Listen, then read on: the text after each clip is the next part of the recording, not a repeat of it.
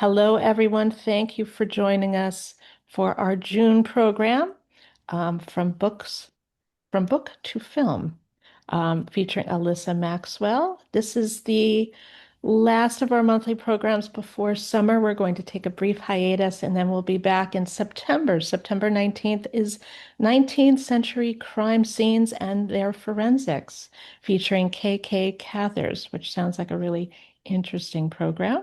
Hopefully you can make it. And if you have been to our other programs and have enjoyed them, please consider being a member of our chapter. We're small, but we're mighty and very friendly and open to new members joining us.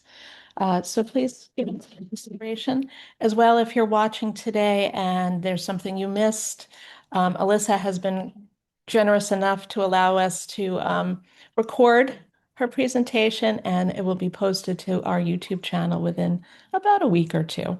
So we welcome Alyssa Maxwell. Alyssa Maxwell is the author of the Gilded Newport Mysteries, A Lady and Lady's Maid Mysteries, with over 20 books in print. The Gilded Newport series was inspired by her husband's deep Newport roots, extending back numerous generations, and we'll hear more about that soon.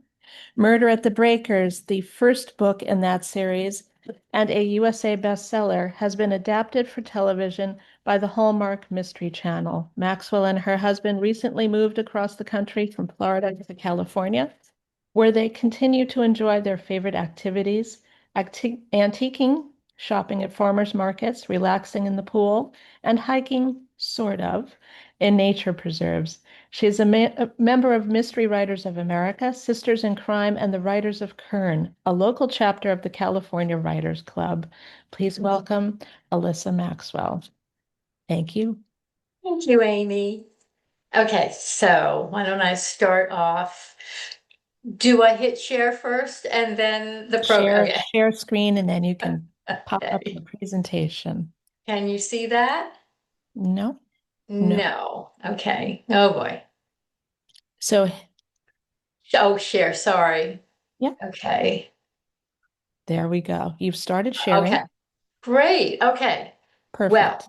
You may just want to make that full size so we just see the oh, current. sure. Yeah. So you just see that. And Mhm. where's, uh, sorry. That's all You right. click on Oh, slideshow, I it should got it. come I up. got it. No. No, that's smaller. Slideshow. Yeah. Oh, slideshow? If Where's you look the at the tab slideshow? on top, you have File, Home, Insert, Draw, Design, and then there's Oh, Slideshow. slideshow. From beginning or current slide? Well, that's the beginning, so that works. There we go. How's that? Good? Perfect. Okay, this is just my intro graphic anyway. So the series or the movie actually first aired in February 2024. So this has been a little bit of a while since it aired. And we don't know yet if they're going to continue. Hallmark is notoriously slow at developing their projects. Once they get going on something, once they decide, yes, we're going to do number two, then they tend to do, pretty speedily after that. But, between the first one and whether or not you're going to get a second one, time can go by. So anyway, how did this come to be and why my book?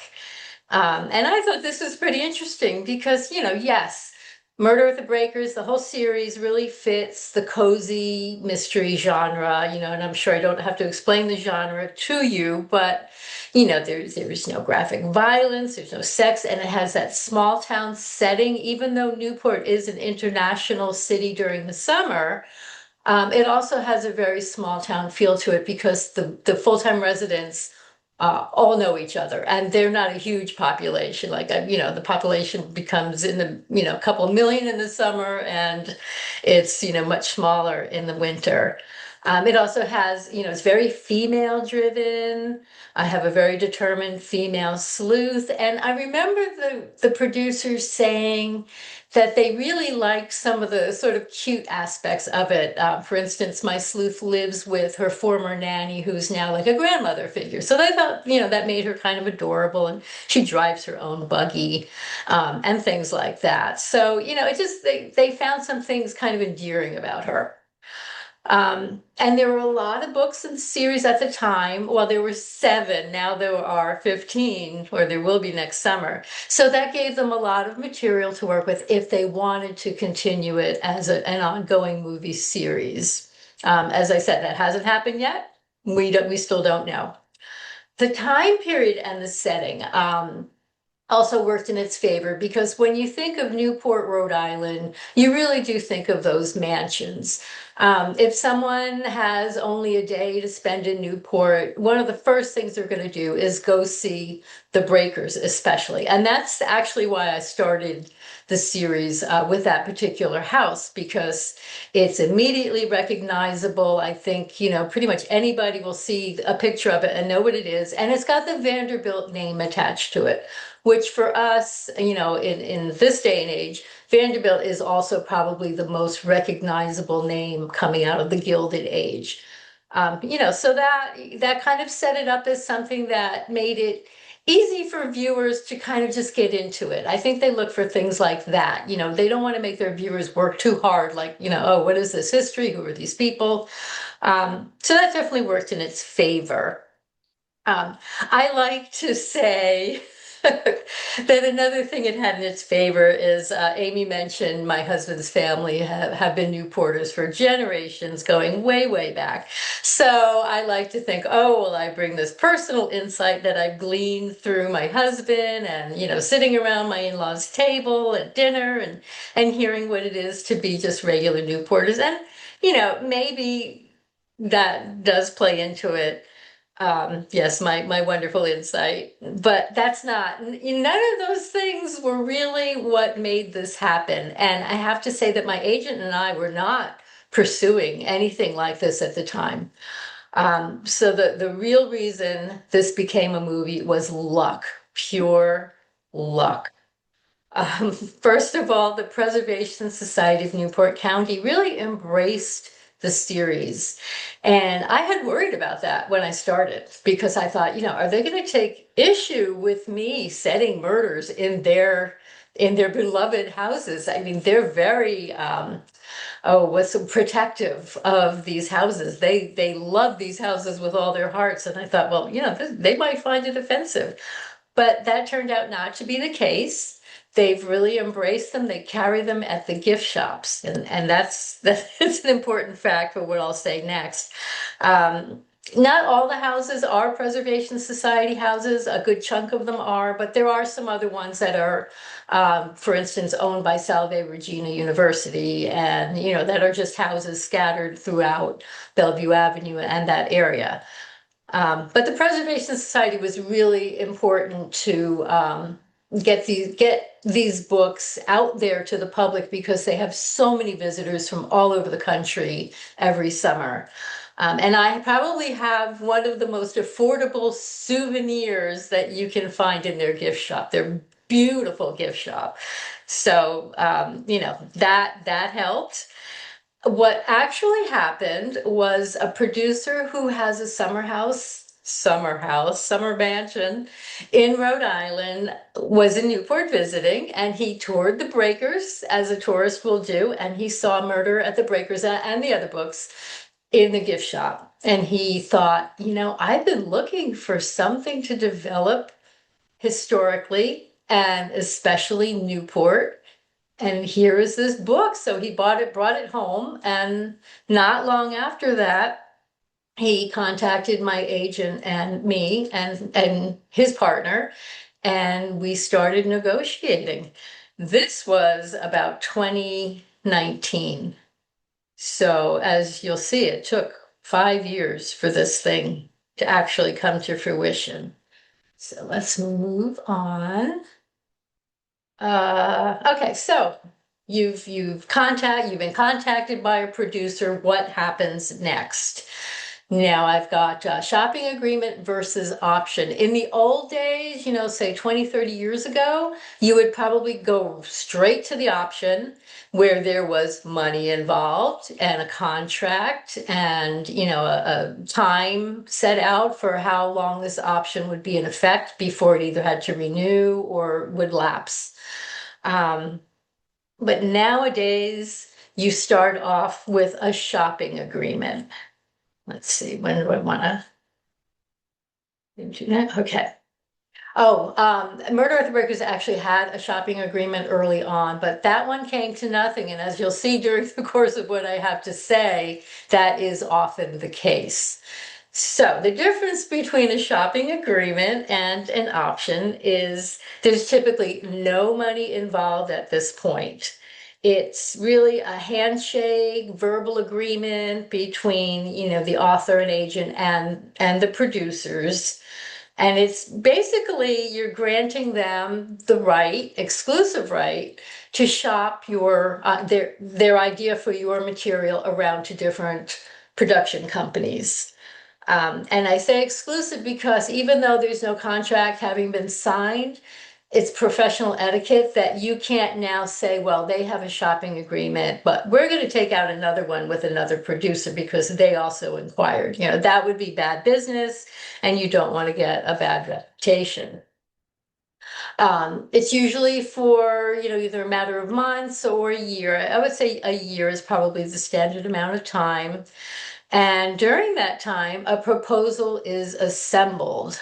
Um, it will give you an overall premise, a pictorial presentation, and I'll show you pictures of that in a minute. But a shopping agreement can be extended again, since there's no money. And, if you don't have people banging down your door trying to develop the material, then you probably will go ahead and just verbally extend the shopping agreement, possibly for another 6 months to a year. So the proposal is put together, and these are actual pictures from the proposal that these producers presented to, well, I'll get to that later, but to the production company, not actually to Hallmark itself at this point.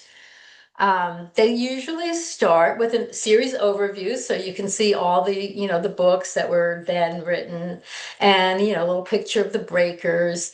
And it also will include a character sketch, talking about her background, her personality, what motivates her to solve crime. So it's, basically just the general idea of what they want to develop here. They also, since this is a historical series, they did an overview on Newport and the Gilded Age.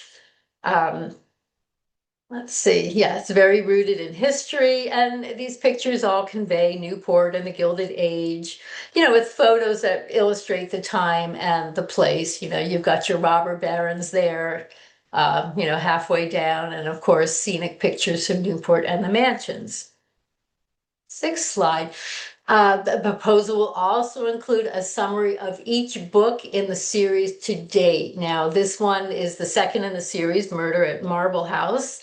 They will include the blurb, the cover image, and another image to illustrate, something about the book. Of course, they went with the actual houses. So they did this for each of the books. I didn't want to bore you and show you each one of those, but they're all, very much like this. Now, this is where it starts to get interesting. So far they've been sticking to the actual book and the history that's involved. These now are proposed stand-ins for Newport because they were not going to film in Newport, and I'll go over some of the reasons for that. But they use locations in Victoria, British Columbia, which is where most of the Hallmark filming is done. A lot of their production companies are right in that area. So the house in the middle, that's the stand-in for the breakers. I like to say that was the actor playing the breakers. This was actually the house used as the academy for Xavier's students in the X-Men movies. So a lot of people actually recognize that. I didn't know that, but a lot of people actually recognize that. But this is where your book and the movie will begin to diverge because, now all of a sudden it's not Newport anymore. Your setting won't be exactly as you envisioned it or how you would have liked it to be. Um, but these are factors that are out of your control, and you have no say in the matter of how they're going to proceed. I mean, at this point, since it's still during the shopping agreement, you could bow out. You could say, no, I don't want to do this. I did not. I understood the reasons for not being able to film in Newport. Budget constraints are one of them. So, no. Oh, yes, the outline. Yeah, also during the shopping agreement, this can also happen during the option. For me, it happened during the shopping agreement. Excuse me, I should have brought some water. And this is just the first page, and it just gives you an idea of what an outline looks like. It goes scene by scene, unlike a book synopsis, which also goes scene by scene, but it's a lot more, it flows into almost, a story, a tell, don't show story. This is kind of, it shows, it shows you where the scene takes place. Um, so the location identifies the character in each scene and gives you the basic actions of each character. And this went on for about 15 pages, and there were about, 10 to 15 scenes in each act. There were 9 acts. So it's very specific, very detailed. And I have to say that I really, really approve this outline because it included a lot of the book and a lot of the characters. So I really thought that we were going to be going with, something very close to what I had written. We'll talk about that later.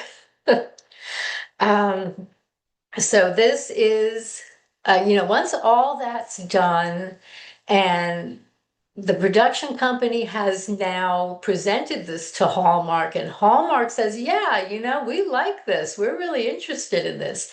That's when the option happens.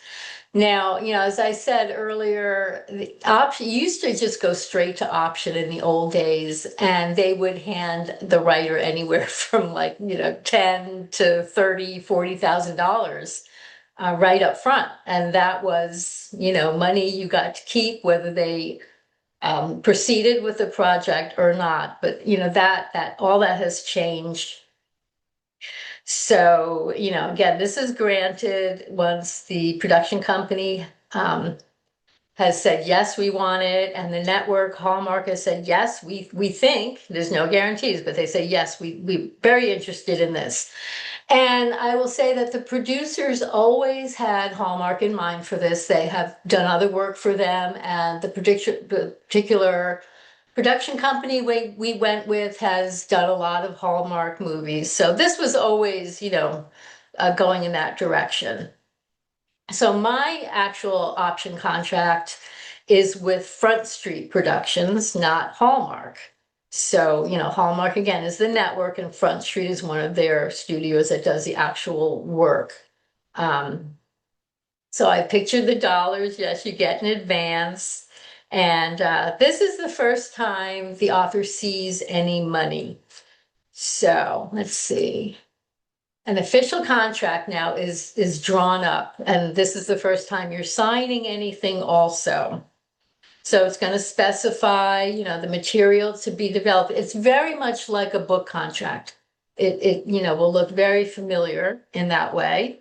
It can include a book or several books or the entire series up until that time, which mine did. It kind of gave them the option to potentially develop the rest of the series. And it's for an agreed upon length of time. So if they don't, well, I don't want to get ahead of myself. At this point, I will say that it's very important to not just have your agent involved, but an entertainment attorney. My agent hired an attorney that he had worked with in the past. because book contracts can be tricky. This is even trickier, and you don't want to go it alone. Our attorney became kind of our official go-between between Front Street and us. So Front Street spoke more to her, and then she would relay the information to us for the most part. We actually did begin to forge some more personal relationships with, other actual production producers. It's not quite the term, but people that were more involved in the actual filming. And of course, with the original producers too. Now, agent fees are more for a movie deal. We typically pay our agents 15%. This will be 20. My agent was very good. He split it with the attorney and they were both good with that. So I didn't have, more than one fee to have to pay. I'm still getting ahead of myself here. So what's in the contract? It'll state the agreed upon compensation to the author, whether that's a lump sum or a sum and royalties that'll be included. Of course, if you go for royalties, your main sum is going to be less. So you have to look at it, both ways. And it includes an advance amount. This is actually what you get paid now is the advance. So that's a percentage to be deducted from the total as we do in our book contracts. But the advance is paid once all parties have signed, and then the total minus the advance is paid when production begins. Now, if a year goes by and they haven't gone into production and they want to renew, they have to pay you that full advance again. But now this one is not deducted from the total. And that did happen to me. They extended it just once. They paid me again, and that total was just mine free and clear and not deducted from my total payment. Let's see. And the reasons for that is, sometimes they still want it, but they're having issues fitting into a schedule or, fitting it into production times. So, but they don't want to let it go. They're that interested where they really think they want to make this movie. Another important thing at this point, before you sign the contract, is to get if you own your TV film rights, you still want to get a publisher's release because, it just avoids any legalities concerning, your rights or their rights over use of the material. Now, I had no problem with that. My agent always retains film rights. So it's a formality, but it's one worth getting. It covers that base and, nothing's going to pop up later to haunt you. Okay, next slide. Oh, nope, I'm going back a slide. Okay, yeah, the no guarantees sign. You can be this far in. They will have paid you money. They will have signed contracts, but there's still no guarantee that this is going to happen. And this is really common. I've seen a lot of authors put up on Facebook and wherever that, oh, I've got an option. They're making a movie out of my book. And then you never hear about it again. I told very few people that this was happening, and I didn't make an announcement on Facebook or anywhere because I really didn't want to have a lot of people asking me, so what's going on with your movie? How's it going? And, the few people I did told, a couple of them did ask, like every time I talked to them. And I would always say if they were going ahead with the movie, I would have opened with that. You would have known it by now. So it's something that you want to sign, get your money, and move on with your life, and don't even think about, except when it pops into your head, but don't obsess over it because anything can bring it to a halt. Restructuring, network restructuring, and that happened during the time we were waiting. Hallmark restructured. There, could be budget cuts. They could decide to go with something they like better, a new shiny. Also, what interfered with my movie happening was the pandemic that halted production. Actually, some of the production companies for Hallmark were still filming, but they were filming inside a bubble, and it was only because they had already started. So they weren't really taking on anything new at that point. And unfortunately, it's not rare for books to be optioned. It's a lot more common than you might think, but it is rare for for a project to, go all the way to completion, and then be aired to, for the public. So that's, it's a very iffy process. Now we're going to go to slide 11. So you've made it through the option. Um, and now you're in pre-production. At this point, the production company begins their work. They hire a writer to begin writing the script. Now, our writer, her name is Carrie Ferenz. She had also worked on the Frankie Drake mysteries, which were on PBS, and the Murdoch mysteries. So she was somebody, experienced in this sort of, very cozy historical mystery. The filming locations are now secured. I don't know exactly how they do that. I'm sure there must be some money involved, but they make sure that they will be available when they need them. And I showed you the pictures of some of their stand-in houses. Actors are chosen. And yet, even when all of the costumes are planned, but even so, even with all this planning and pre-work, you're still not guaranteed. It can still fall through. And I have heard of deals falling through even when all of this was ready to go, unfortunately. So if you're lucky enough to stay alive in the deal, the next step, of course, is production. And this was an actual surprise for us. We did not know it was coming. We didn't know until the very last minute. Front Street contacted our attorney, who then contacted my agent, who contacted me. You were always the last to know everything. It's very exciting, and this is the moment that you get paid the big bucks, whatever those big bucks might happen to be. Not you, it's not retirement money, trust me. So you're paid minus that first advance, and filming began like within a week of our being notified. I would have loved to have gone up to Victoria and, stood on the sidelines and watched, but I had no time to plan that. And honestly, I think they probably don't want the author there, unless you've maybe done this before and they know that you're not going to try to interfere, which I wouldn't, but they don't know that. Also, what happens during pre-production or production is announcements and photos start showing up, especially online on entertainment sites and blogs. And there's a lot of speculation, and they talk about, the actors. I mean, this information gets out, but I didn't post about it. I waited until we were more in the promo stage. I think. I don't remember going into it that early on because, again, I knew even with production, I didn't trust it.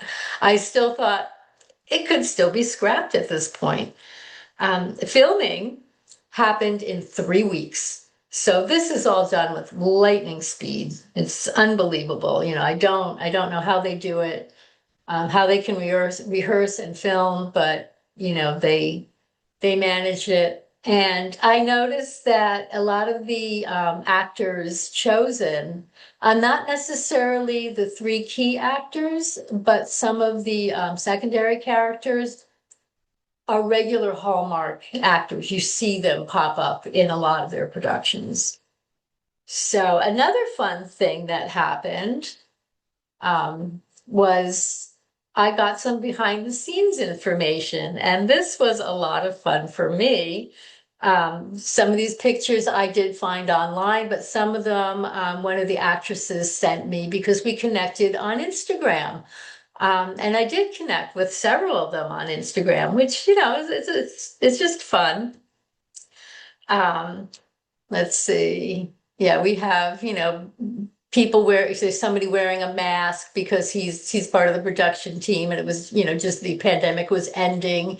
And we have two of the actresses wearing their Uggs under their gowns because it was chilly, and they're on their cell phones and things like that. So this is just a little bit of the fun that you get because, they know that you're going to really enjoy seeing this.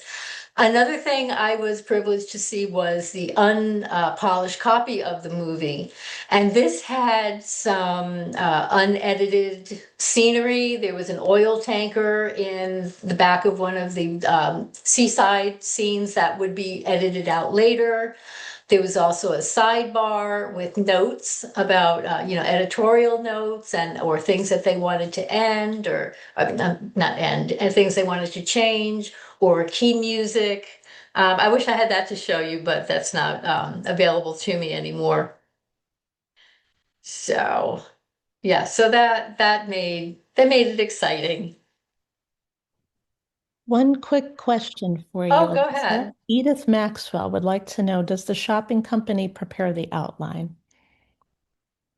They did. Yes, in my case, they did. I think that could also, though, happen during pre-production.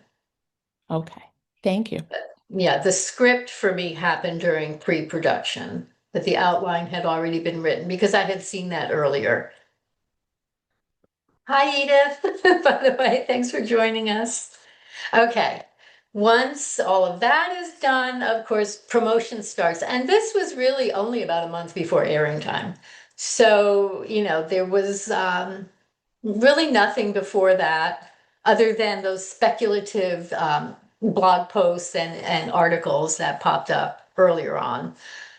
So there were, TV ads and entertainment articles. Interviews with the actors started popping up on social media, as well as author interviews. I was interviewed by a number of Hallmark fan sites, and that was fun, of course. Um, let's see. Yeah, that was just mentioning the actors who connected with me. I already talked about that. So going back to the fact that this took such a long time, the entire process, again, was about 5 years. I think that maybe was prolonged because of the pandemic, but not necessarily. These can be years long in the making. The best thing, as I said, to do is to forget about it and move on with your life. Um, because people will ask you every time they see you, every time you talk to them. They're excited for you, they want to know, but you know that you can't rush it. And there's just you don't have control over it. So when you don't have control over something, the best thing to do is just, chill, chill and do what you do have control over. And then after the movie aired, it was nominated for several awards, and I've got my star there. It won a Leo Award for musical score, and that's kind of like a Golden Globes for Canada. So that was very nice. The supporting actor performance was for the actor who played Derek, my Derek Andrews, and the writer, Carrie Ferenz, I mentioned earlier, won for what was it, a Writers Guild of Canada Screenwriting Award. So that was really nice. That was exciting. Okay, that's those. How do I unshare now? And I've got just a few things to talk about, kind of not the process, but my own experience. Amy, how do I unshare? Whoops. Do you know? You can click the share button, and there should be the option to stop sharing. Whoops. Um, And in oh, Zoom, in in Zoom, there should be a Zoom. share button at the bottom. I have just a strip going across the bottom. That's Oh, wait a bottom minute. Wait, strip should wait. be I gotta. audio, Oh, video. okay. I enlarged it. Okay.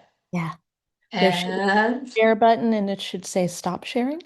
no, it says share.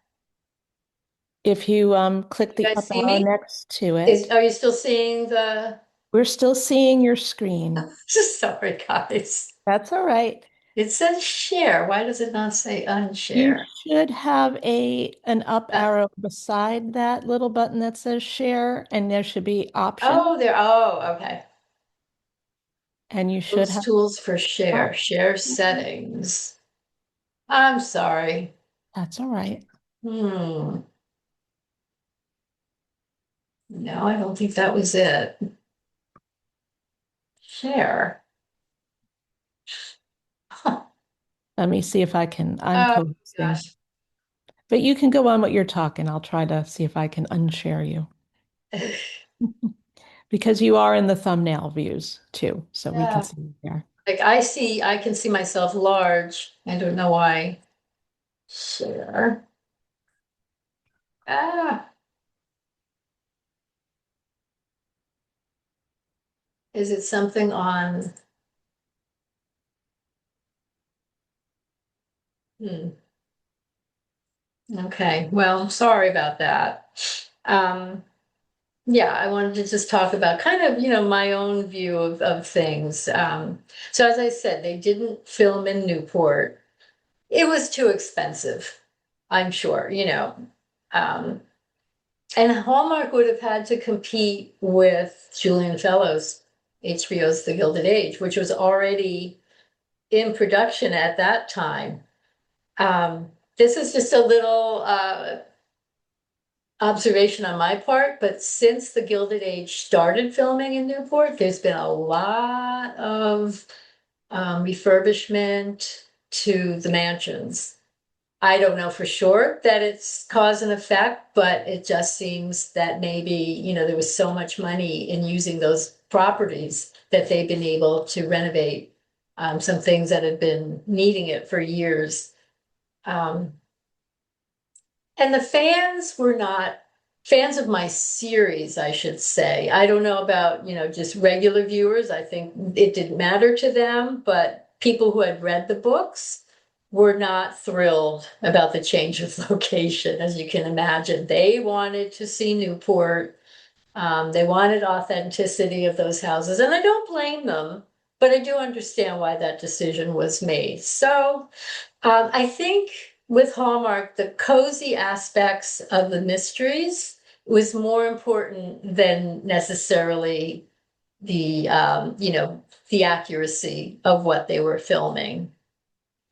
Um, some viewers thought the clothing and some other details felt a little too modern. Um, but Hallmark takes a more playful approach to what they're filming than, say, PBS or BBC. Um, and realistically, I feel you don't turn on Hallmark for a history lesson. A friend of mine calls their programming brain candy. And that's exactly what it is. It's fun, feel good, escapism. It's not educational programming. So, you know, I understood what they were doing. The final script was quite different from the initial outline that I'd seen. I told you I really approved the outline. I loved it. I thought they were using so much of the book and all my characters, and it was wonderful. Um, the final movie cut a lot of that out. I cut a lot of things out. And again, it's due to time restrictions. I've got to fit it into an hour and a half movie. And I was disappointed. I will be honest. I was disappointed that it had changed as much as it did. They still had the basic story was there. It was just missing, some things. And there were times when I thought it affected the story logic just a little bit. And at that point, I wish, well, gee, I wish they had consulted with me, but they never do.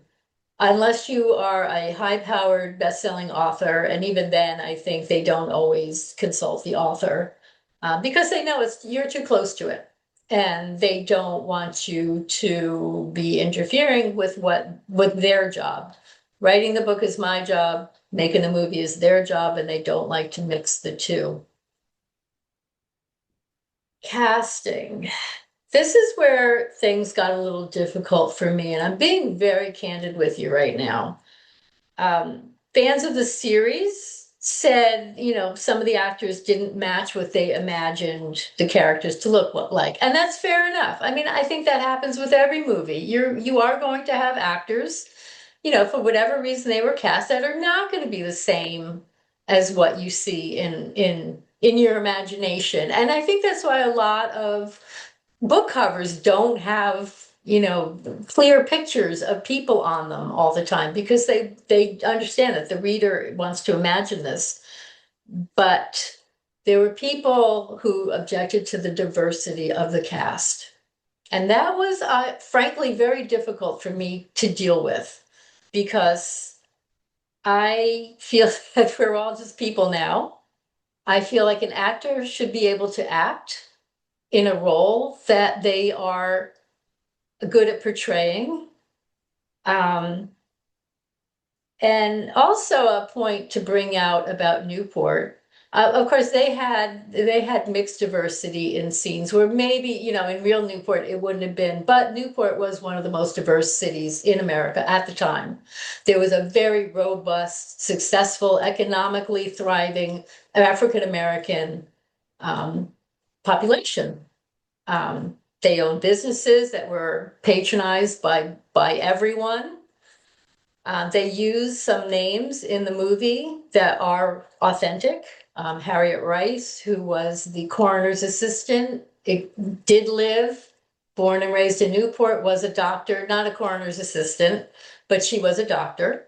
There was a dressmaker in town. She existed. She was real. She was an African American woman who owned a very popular dress shop. And they used the name of the cab rental company. I don't know if any of you have seen the movie, but there was a carriage rental company named Tabs, I believe it was. And this was a Black-owned business. A descendant of the family wrote to me about how excited she was to see her great-grandfather's name depicted in the movie for the business that he started. So, I think Hallmark just likes to depict a better world. Maybe it wasn't accurate that the scene in the ballroom would have had the diversity that it did, but they depict a better and nicer world than the one we live in, where people get along. And I'm down with that. I'm good with that. Um, So yes, finally the issue of being consulted. Yeah, no, never. I was given the outline to read because I don't know why they did, but they let me read the outline. I guess because we hadn't signed a contract yet, and they wanted me to see a little bit more of what they were doing. But I didn't offer them input. At that point, I didn't even really need to. I didn't feel I needed to because they had included so much. But from that point on, once the option had been signed, there was absolutely no communication with me in terms of, this is what we're going to do. What do you think? Again, I just feel that they think the author is too close to the work, and we are. It's true. We have our favorite things, our favorite characters. Quite true. So. Libby Klein has a question for you. Well, I'm done gabbing, so yes, I would love some questions. I'd like to ask how we can pursue potential production of our series. My wonderful agent doesn't pursue movie and TV contracts for my books. Well, as I mentioned, we were not pursuing this at all. They came to us. And the original shopping agreement we had, which was very early on after Murder and the Breakers was filmed, I'm sorry, was published.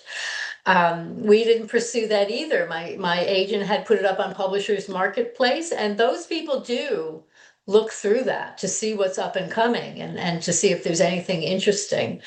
I Your agent would have to know people in the business, or work closely already with an entertainment lawyer, I think. Um, other than that, I don't know how you would approach a producer. The producers who first, the one who found it and his partner, they're I guess what you would call independent producers. So yes, they do a lot of work for Hallmark and their production companies, but they also, produce for others.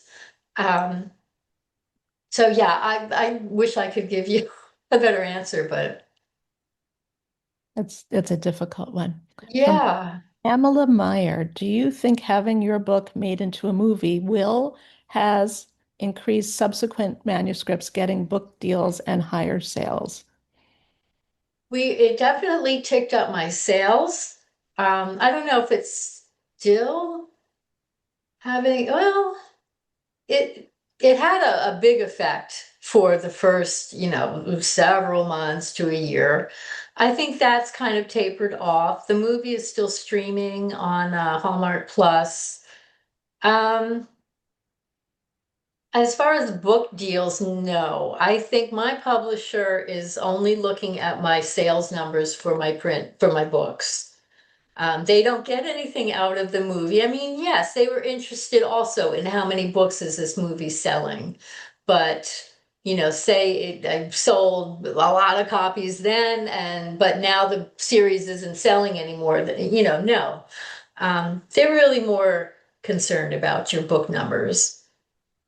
Absolutely. Let's see. Reading.